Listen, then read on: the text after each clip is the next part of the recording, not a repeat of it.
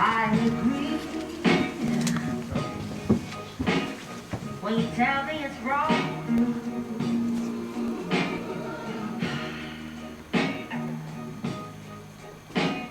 When you tell me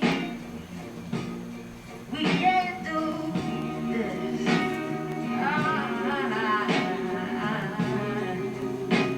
I'm not playing along. I don't know how we get through this. We are both just a little afraid. Just a little afraid. And I forget I want to fight with it. Oh, yeah. When we're alone,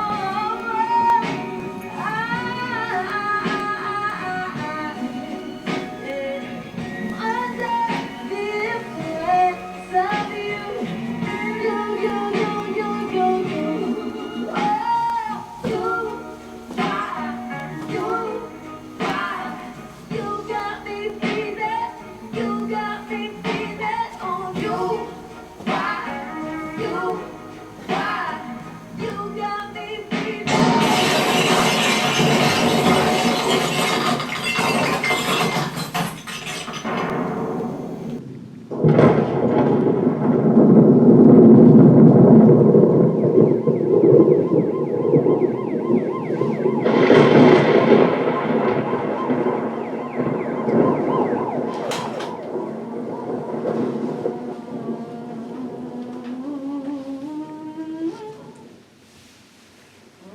When shall we meet again?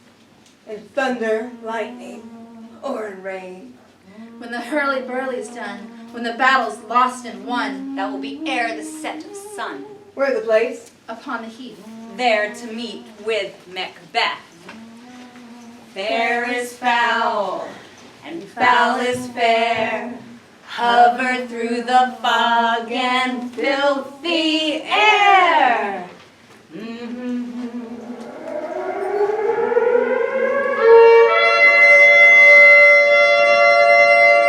What bloody man is that?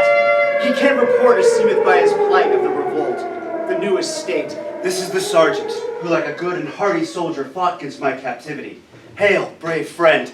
Speak to the king the knowledge of the broil, as thou didst leave it. Doubtful it stood, as two spent swimmers that do cling together and choke their art. The merciless McDonwall, worthy to be a rebel, for to that the multiplying villainies of nature do swarm upon him. From the western isles of kerns and gallows glasses is supplied. Fortune, on this damn quarrel smiling, showed like a rebel's whore, but all's too weak. For brave Macbeth, well, he deserves that name. Disdaining fortune, with his brandished steel, which smote with bloody execution, like valor's minion carved out his passage, till he faced the slave, which ne'er shook hands, nor bade farewell to him, till he unseamed him from the nave to the chops, and fixed his head upon our battlements. O valiant cousin, worthy gentleman. The Norwegian lord surveying vantage with furbished arms and new supplies of men began a fresh assault. Dismayed not this our captains, Macbeth and Banquo? Yes, as sparrows, eagles, or the hare, the lion. If I say sooth, I must report they were as cannons overcharged with double cracks.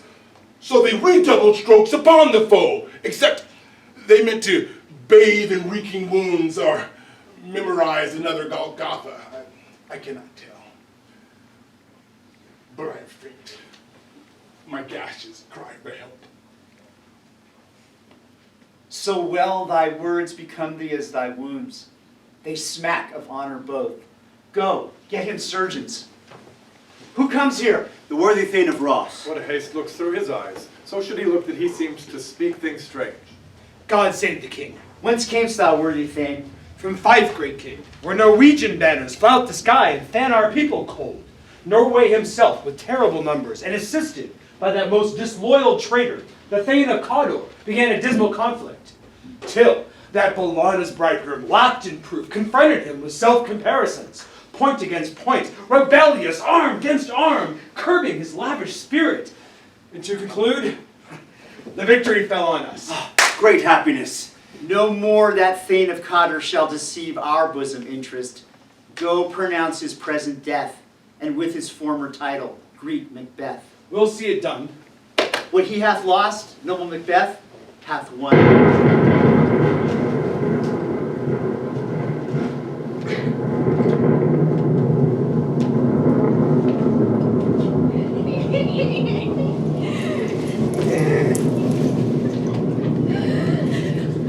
The Weird Sisters, hand in hand, posters of the sea and land, thus to go about, thrice to thine and thrice to mine and thrice again to make up 9.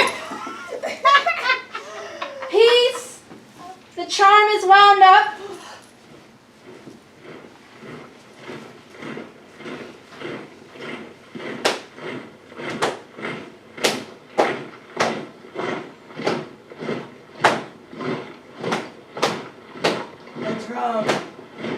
A drum! Macbeth doth come.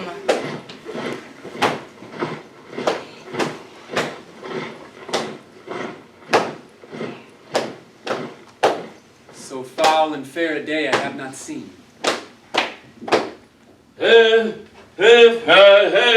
How far is to forest? Whoa!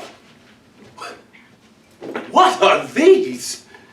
So withered and so wild in their attire, that look not like the inhabitants of the earth, and yet are on't. Who? Live you? Or are you aught that man may question? You seem to understand me, by each at once her chappy fingers laying upon her skinny lips.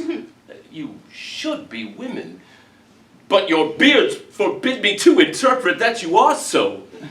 All hail Macbeth! Hail to thee, Thane of Glamis! All hail Macbeth. Hail to thee, Thane of Cawdor. All hail Macbeth, thou shalt be king hereafter. Good sir, why do you start and seem to fear things that do sound so fair? In the name of truth, are ye fantastical, or that which outwardly ye show? My noble partner you greet with present grace and great prediction of noble having and of royal hope, that he seems rapt withal. To me you speak not. If you can look into the seeds of time and say which grain will grow and which will not, speak then to me, who neither beg nor fear your favor nor your hate. Hail! Hail! Hail! Lesser than Macbeth, and greater. Not so happy, yet much happier. Thou shalt get kings, but thou be none. So all hail Macbeth and Banquo. Banquo and Macbeth, all hail! By father's death I know I'm the Thane of Glamis, but how of Cawdor? Thane of Cawdor lives, prosperous gentleman. And to be king stands not within the prospect of belief, no more than to be Cawdor. Say from whence you owe this strange intelligence, and why upon this blasted heath you stop our way with such prophetic greeting. Speak, I charge you. Were such things here? Or have we eaten on the insane root that takes the reason prisoner? Your children shall be kings. You shall be king? And Thane of Cawdor, when it not so. Well, to the self-same tune and words. Who's here?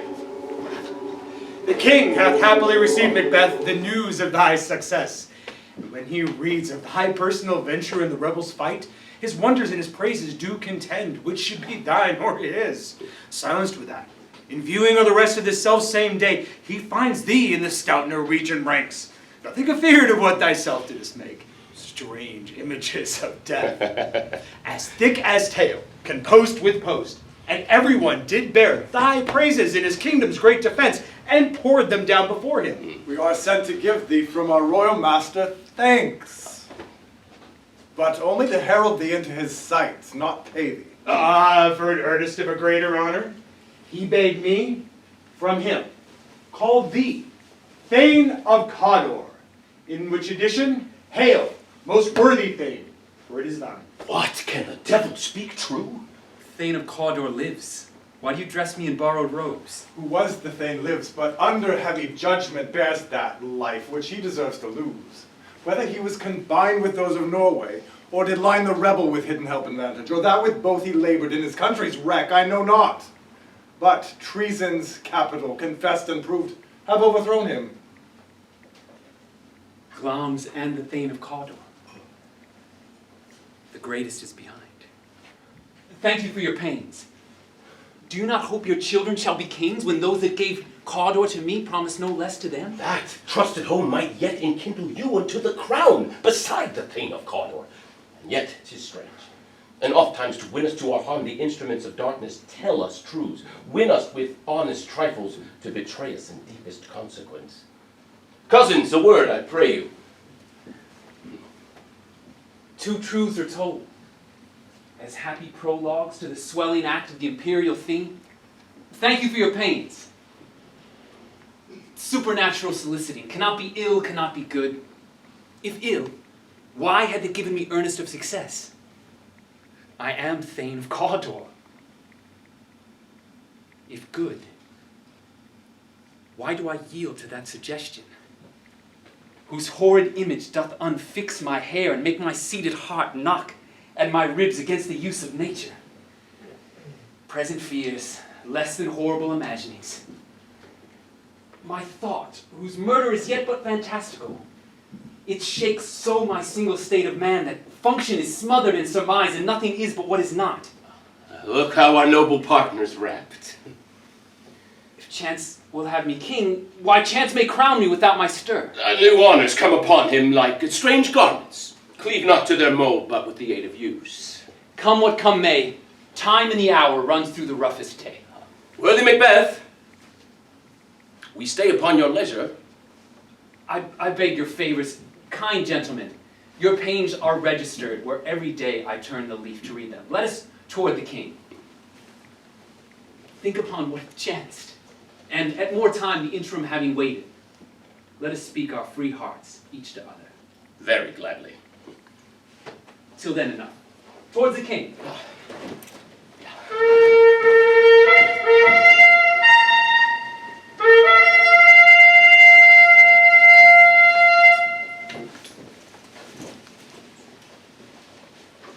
Is execution done on Cawdor, or not those in commission yet returned? My liege, they are not yet come back. But I spoke with one who saw him die, who did report that very frankly he confessed his treasons, implored your highness pardon, and set forth a deep repentance. And nothing in his life became him like the leaving it. He died as one who had studied in his death. To throw away the dearest thing he owed as 'twere a careless trifle. There's no art to find the mind's construction in the face. He was a gentleman on whom I built an absolute trust. Oh, worthiest cousin, the sin of my ingratitude even now weighs heavy on me. Thou art so far before that swiftest wing of recompense is slow to overtake thee. Would thou hadst less deserved, that proportion both of thanks and payment might have been mine.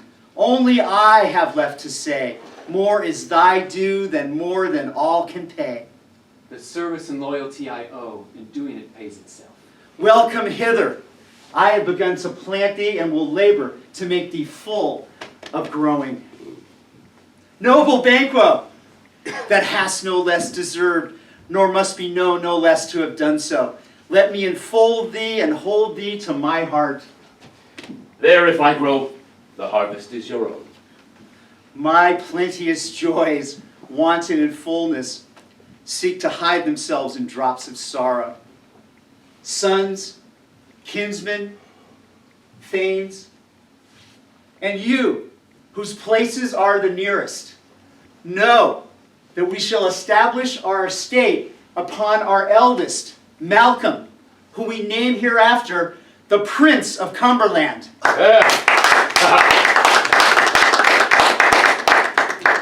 Which honor must not unaccompanied invest him only, but signs of nobleness, like stars, shall shine on all deservers. From hence to Inverness, and bind us further to you. The rest is labor which is not used for you.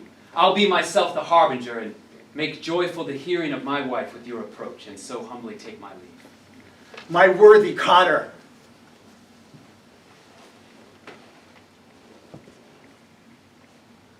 Prince of Cumberland. That is a step on which I must fall down, or else o'erleap, for in my way it lies. Stars, hide your fires. Let light not see my black and deep desires. true, worthy Banquo, he is full so valiant, and in his commendations I am fed. It is a banquet to me. Let's after him, whose care has gone before to bid us welcome. It is a peerless kinsman.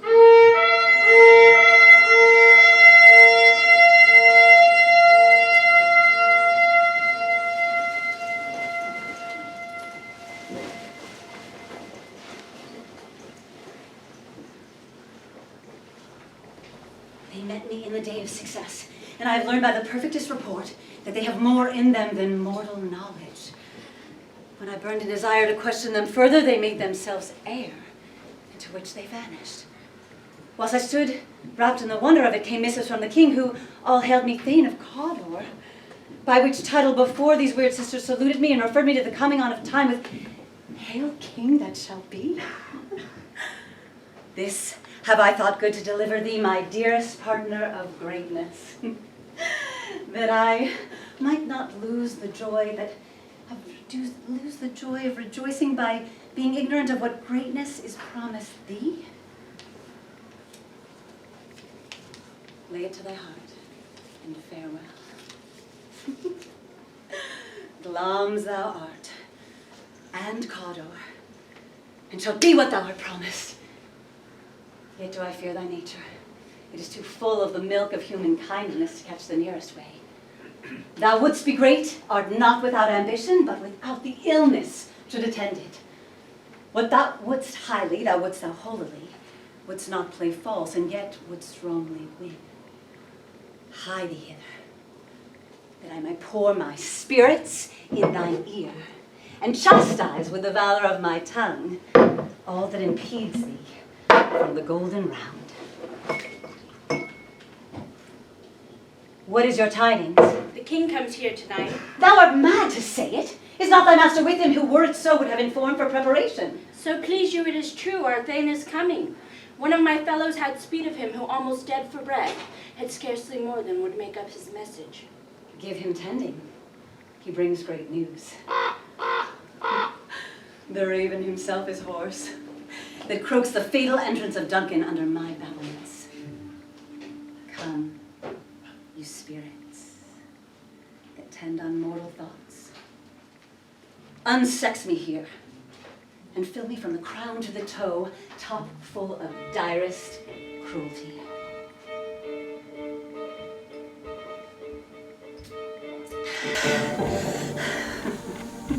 Make thick my blood.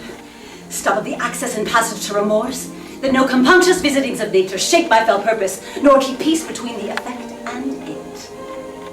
Come to my woman's breasts, and lay my milk for gall, you murdering ministers, wherever in your sightless substances you wait on nature's mischief. Come, thick night, and pour thee in the dullest smoke of hell, that my keen knife see not the wound it makes, nor heaven peep through the blanket of the dark to cry, "Hold! Hold! Great Glamis, worthy Cawdor, greater than both, by the all hail hereafter."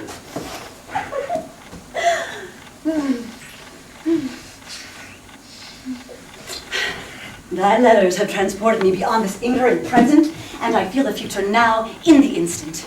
My dearest love, Duncan comes here tonight. And when goes hence? Tomorrow as he purposes. Oh, never shall sun that morrow see. Your fate, my Thane, is as a book where men may read strange matters. To beguile the time, Look like the time. Bear welcome in your eye, your hand, your tongue. Look like the innocent flower, but be the servant under it. He that's coming must be provided for, and you shall put this night's great business into my dispatch, which shall to all our nights and days to come give solely sovereign sway and master them. We shall speak further. Only look up clear. To alter favor ever is to fear. Leave all the rest to me.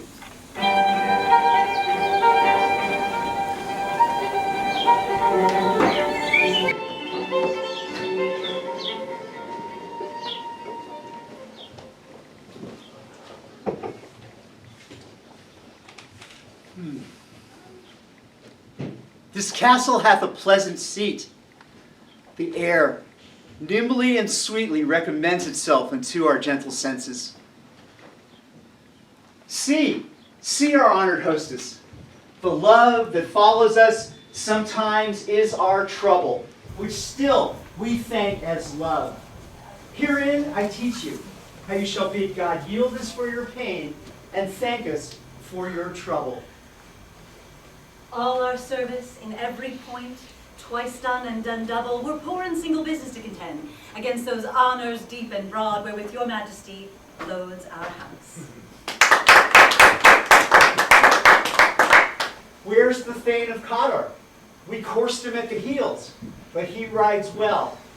And his great love, sharp as his spur, hath helped him to his home before us. We love him highly, and shall cause our gifts towards him. By your leave, hostess.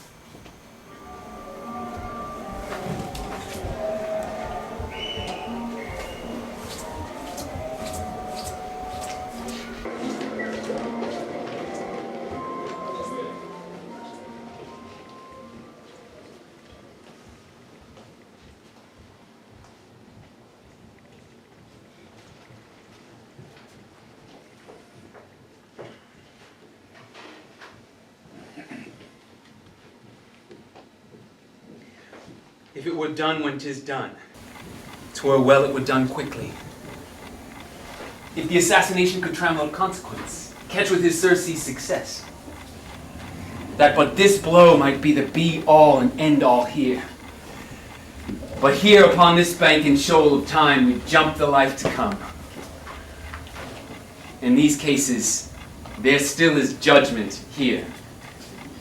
We but teach bloody instructions, which being taught, return to plague the inventor. This even-handed justice commends the ingredients of our poisoned chalice to our own lips. He's here in double trust. First, as I am his kinsman and his subject, strong both against the deed, and then as his host, who should against his murderer shut the door, not bear the knife myself. Besides, this Duncan hath borne his faculties so meek, hath been so clear in his great office, that his virtues will plead like angels trumpet-tongued against the deep damnation of his taking off. And pity, like a naked newborn babe, shall blow the horrid deed in every eye, the tears shall drown the wind. I have no spur to prick the sides of my intent. Only vaulting ambition overleaps itself and falls on the other.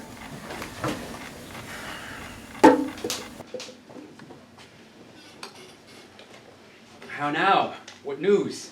He is almost supped. Why have you left the chamber? Hath he asked for me? No, you're not. He has.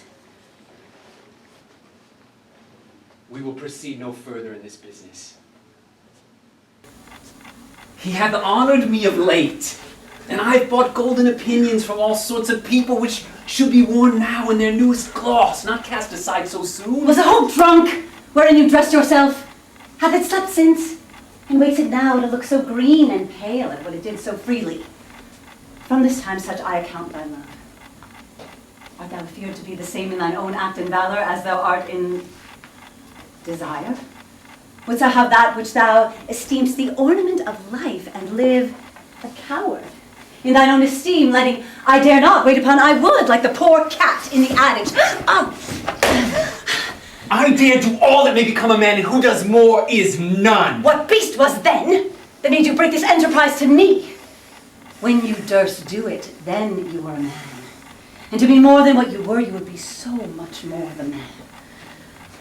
Nor time nor place did then adhere, and yet you would make both. They have made themselves, and that their fitness now does unmake you. I have given suck, and know how tender 'tis to love the babe that milks me. I would, while it were smiling in my face, have plucked my nipple from his boneless gums and dashed the brains out, had I so sworn as you have done to this.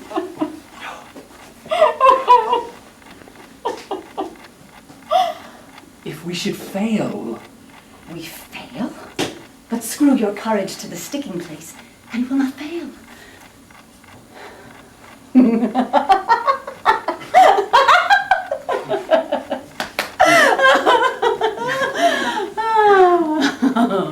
When Duncan is asleep, where to the Rattler shall his day's hard journey soundly invite him? His two chamberlains will I with wine and wassail, so convinced that memory, the water of the brain, shall be a fume. And when in swinish sleep, their drenched natures lie as in a death, what cannot you and I perform upon the unguarded Duncan? What not put upon his spongy officers who shall bear the guilt of our great quell? Bring forth men, children only, for thy undaunted mettle should compose nothing but males. Will it not be received when we have marked with blood those sleepy two of his own chamber and used their very daggers that they have done? Who dares receive it other, as we shall make our griefs and clamor roar upon his death? I'm settled. And bend up each corporal agent to this terrible feat. Away, and mock the time with fairest show. False face must hide what the false heart